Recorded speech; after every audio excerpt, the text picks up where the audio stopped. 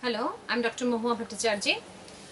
Today we are going to continuing the pricing of the factor markets, in which we are trying to get into the imperfect market. So long we were talking about the perfection of the market and then the wage determination. It was simply the VMP intersecting SL, and we got the equilibrium quantity of the labor which will be employed in the fixed wage rate. But now we want to know what will happen when there is a monopolistic or there is an imperfect competition in the product market, and what will be the effect on the wage market. And wage market, or considering the various variable factors. So long we considered only the labor market and we considered only perfect competition, but now we are going to imperfection and we are considering more than one variable factor. So in this case, what will happen, again we will be only concluding that the demand curve of a factor is nothing but the MRPL curve. The marginal revenue productivity of the curve will be here. By default we say MRPL, but doesn't mean that we are only talking of the labor market. It is just for simplicity. It has been used in books or in other ways. The suffix is used as an L, but doesn't mean that it is only the labor market we are talking about. We are talking about the entire factor market. This is just for simplicity, this MRPL word is used. So it is not to be taken totally by the letters which is used as a labor, L as a labor market, but it is all for the factor market, which is variable, because in the labor market the labor can be easily varied. So this is something which is just for to add, I have said it. But now we want to go to this model in which we are considering that what will happen to the equilibrium employment, what will happen to the variable factors employment when there is a monopolistic firm, and considering the several factor. So this is your our SL curve, and this is the MRP1 curve. So this is something, the first equilibrium, A is the first equilibrium point which we get with the intersection of the MRPL1 and the supply curve. But now the question is that with the time the supply has changed, and so now the supply curve has shifted from SL1 to SL2. But in this case, in the monopolistic firm, with an assumption, we have assumed that the MRP curve also will be shifting because there is an increase in the productivity.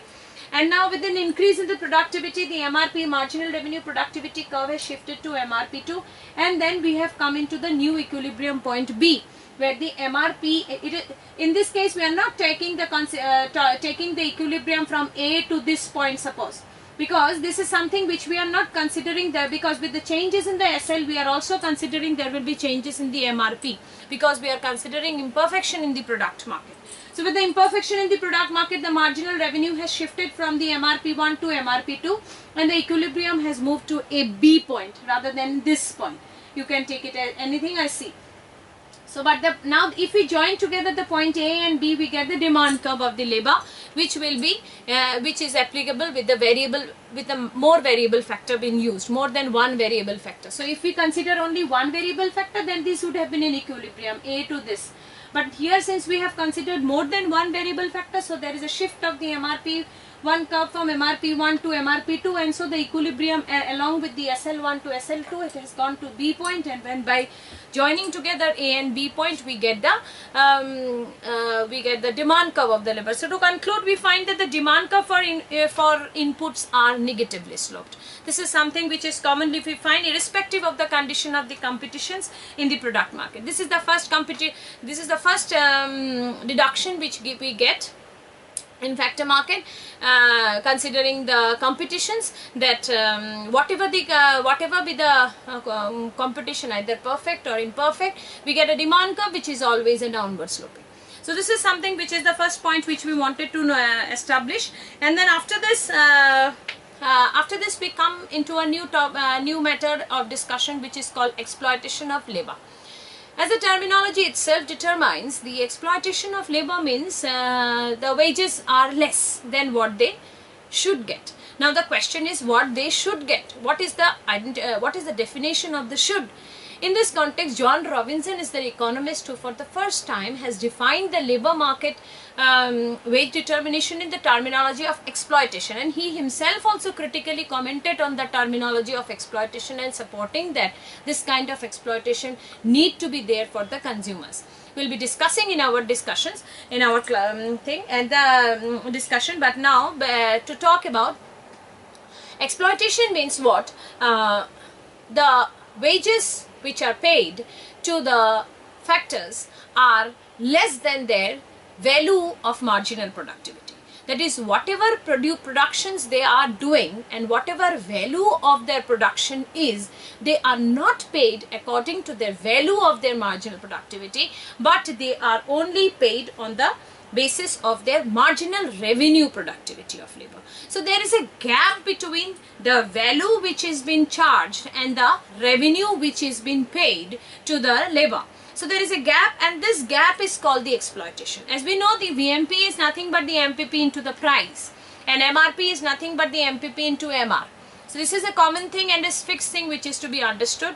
MRPL is nothing but the MPPL into the marginal revenue, marginal physical productivity of labor, into MR, which is called the MRPL, or the marginal revenue productivity of labor, which means the every additional revenue which additional one more factor adds on with an employment. And then VMPL is nothing but the price of the VMPL means the marginal physical productivity into the price. So what the price at which this product, whatever been produced by the factor, is been sold in the market. So this is something which we are trying to connect between the factor market and the producer market, and we are trying to find out the disparity which happens. And so this disparity is nothing but which is called the exploitation of labor. So now John Robinson was very particular in stating what exactly is exploitation of labor. So he said that exploitation of labor is the difference between the price which is paid to the labor on the basis of marginal revenue, that is MRPL, marginal revenue productivity of labor, and the value which the producers get by selling the price, which is that the VMPL.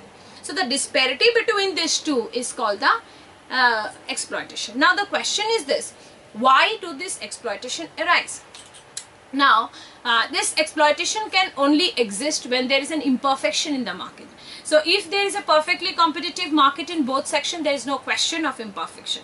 There is no question of exploitation. But in this case, when we have got perfection colliding with imperfection, or imperfection colliding with imperfection, there is obviously a case of exploitation. But so that's why the exploitation of labor is something which is made very important discussion matter.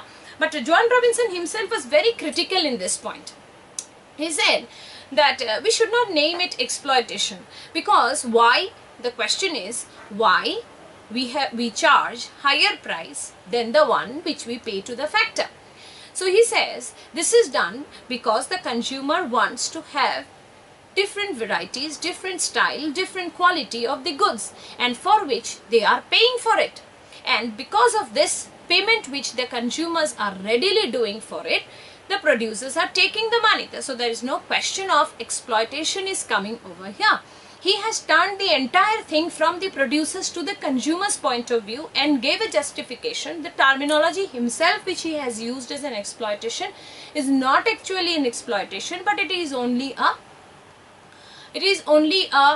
extra payment which is being made by the consumer for their brand loyalty, or for their diversification of their choice, or for their demand for the different styles. For example, if somebody wants a soap considering only her skin, then it's all right. But we want a skin and then little bit of smell. Then even somebody with the skin, little bit of Indian texture, then something of Ayurveda, then something of smell. So you are going on adding up your values to your demands, and so automatically the product will be adding up its value, and so its price will be going up and up, and so there will be automatically a difference between the prices which is paid to create it, to develop it, and or the prices which is customers is generating the demand for it. So in this case, there is a question of a conflict in the concept of the exploitation.